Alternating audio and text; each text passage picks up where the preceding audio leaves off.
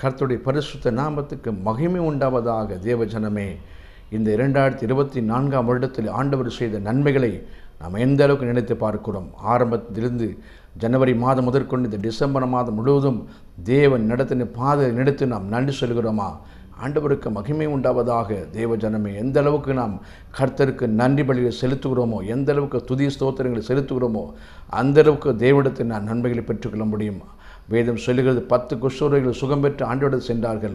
ஆனால் ஒருவர் மாத்திரமே திரும்பி வந்து ஆண்டவருக்கு அவன் நன்றி செலுத்தினான் என்று பார்க்கிறோம்.